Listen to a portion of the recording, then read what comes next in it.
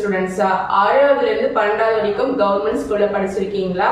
நீங்க ரொம்ப ரொம்ப கவனமா இருக்கணும் இந்த கவுன்சிலிங்ல, சரிங்களா? ஏன் சொல்றேன்னா, லாஸ்ட் இயர் ஸ்டூடெண்ட்ஸ்லாம் அவங்களுடைய எக்ஸ்பீரியன்ஸை என்கிட்ட ஷேர் பண்ணியிருக்காங்க. அதெல்லாம் கேட்கும் போது ரொம்பவே மனசுக்கு கஷ்டமா இருக்கு. ஸோ அந்த விஷயங்கள் எல்லாமே நான் உங்களுக்கு சொல்றேன். அப்பதான் உங்களுக்கு வந்து இருக்கக்கூடிய டிராபேக்ஸ் என்னன்றது புரியும், சரிங்களா? 7.5 ரிசர்வேஷன் அப்படின்றது என்னது? 6வதுல இருந்து 12வது வரைக்கும் நீங்க கவர்மெண்ட் ஸ்கூல்ல படிச்சிருக்கணும்.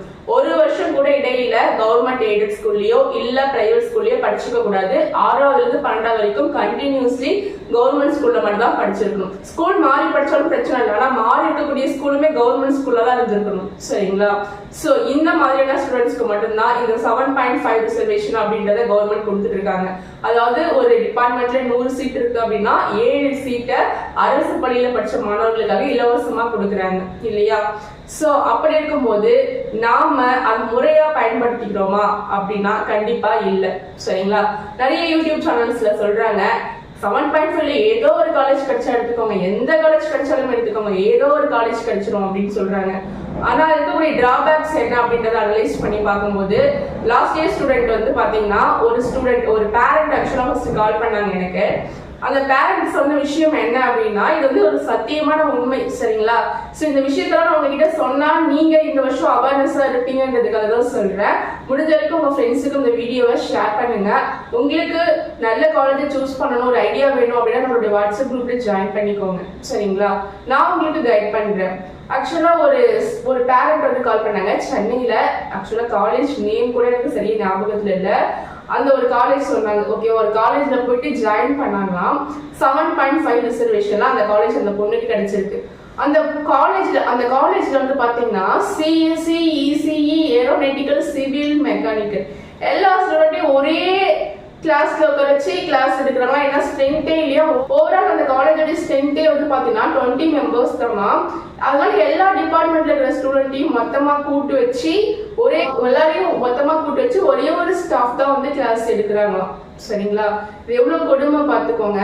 சுத்தமா நாலேஜே இல்லாம போயிடும், சரிங்களா? இதெல்லாம் ரொம்ப அதனால அந்த பொண்ணு வந்து என்னன்னா, நான் காலேஜ்க்கே போக மாட்டேன், எனக்கு இந்த காலேஜ் பிடிக்கல, எல்லாரையும் ஒன்னா வச்சு கிளாஸ் எடுக்கிறாங்க, எல்லா டிபார்ட்மெண்ட்டையும் ஸ்டாஃப்மே ஒரு ஸ்டாஃப் தான் இருக்காங்க, காலேஜஸ் ஸ்ட்ரென்த்தே இல்லை, நான் போக மாட்டேன் அப்படின்னு சொல்லி வீட்டுல போய் அழுதுருக்காங்க. அதுக்கப்புறம் அவங்க வீட்டுல என்ன பண்ணிருக்காங்க, சரி பரவாயில்ல காசு போனா போகுது சொல்லிட்டு அதுக்கப்புறம் பாத்தீங்கன்னா கடன் வாங்கி ஜெனரல் கவுன்சிலிங்ல அந்த பொண்ணு ஜாயின் பண்ணிட்டு இருக்காங்க. நான் அதுக்கு தான் சொல்றேன், இதெல்லாம் தேவையே இல்லை, சரிங்களா? 7.5 ரிசர்வேஷன்ல நீங்க சூஸ் பண்ணும் போதே நல்ல காலேஜா போட்டு விட்டுட்டீங்க அப்படின்னா நீங்க அழகா ஃபுல் ஃப்ரீயா படிச்சுட்டு நல்ல அட்டானமஸ் காலேஜ்ல ஃபுல் ஃப்ரீயா படிச்சுட்டு அழகா வெளியே வரலாம்.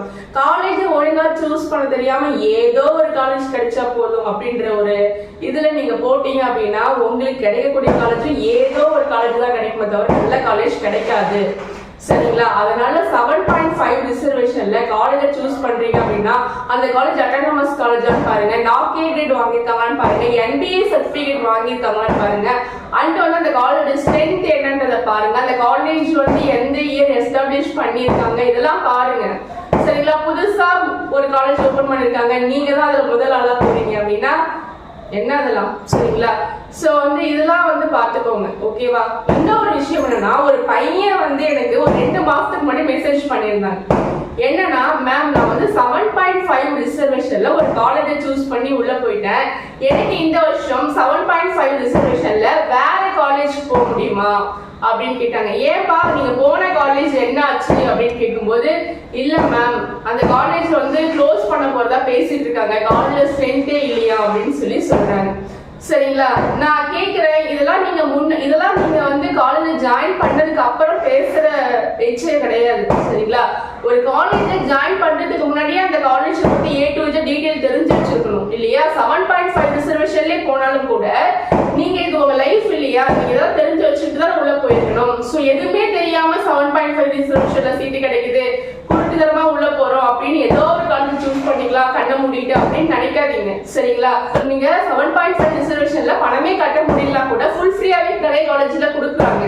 நீங்க 7.5 ரிசர்வேஷன்ல பணமே கட்டாம ஃபுல் ஃப்ரீயா படிக்க முடியும், நல்ல அட்டானமஸ் காலேஜ்ல படிக்க முடியும், நாக் ஏ கிரேட் வாங்கக்கூடிய காலேஜ்லேயே படிக்க முடியும். சரிங்களா? அந்த மாதிரி நிறைய காலேஜ் இருக்காங்கன்னா அந்த ஆப்பர்ச்சுனிட்டிலாம் நீங்க மிஸ் பண்றீங்க. உங்களுக்கு கைட் பண்றதுக்கு ஆள் இல்லை. சரிங்களா? எல்லாரும் சொல்றாங்க, எல்லா யூடியூப் சேனலும் சொல்றாங்க, ஏதோ ஒரு காலேஜ் சூஸ் பண்ணிக்கோங்க, ஏதோ ஒரு காலேஜ் போங்க, 7.5 சீட்டு கிடைக்கிறதே பெரிய விஷயம், ஏதோ ஒன்று சூஸ் பண்ணுங்க அப்படின்னு சொல்றதுனால ஏதோ ஒன்று சூஸ் பண்ணி உள்ள போறீங்க. அந்த காலேஜ் ஸ்ட்ரென்த் இருக்க மாட்டேது, அந்த காலேஜ் க்ளோஸ் பண்ற நிலைமையில இருக்காங்க.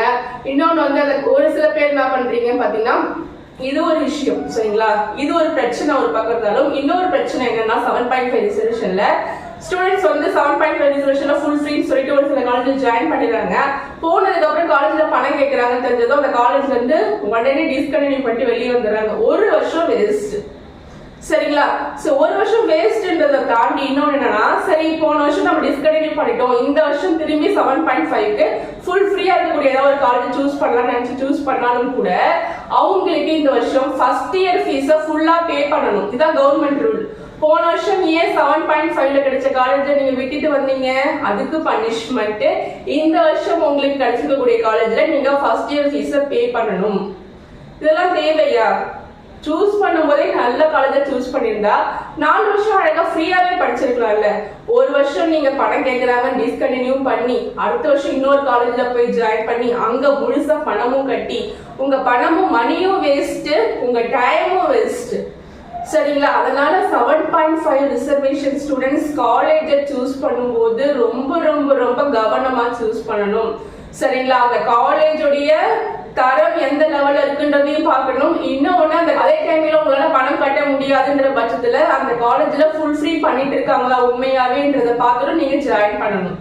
சரிங்களா? இந்த கைடன்ஸ்லாம் உங்களுக்கு A to Z வேணும் அப்படின்னா நம்மளுடைய வாட்ஸ்அப் குரூப்ல ஜாயின் பண்ணிக்கோங்க. நான் உங்களுக்கு கைட் பண்றேன். லாஸ்ட் இயர் நம்மளுடைய கைடன்ஸ்ல நிறைய ஸ்டூடெண்ட்ஸ் வந்து ஃபுல் ஃப்ரீயா படிச்சுட்டு இருக்காங்க. சரிங்களா? அதனால இதெல்லாம் கொஞ்சம் அண்டர்ஸ்டாண்ட் பண்ணிக்கோங்க.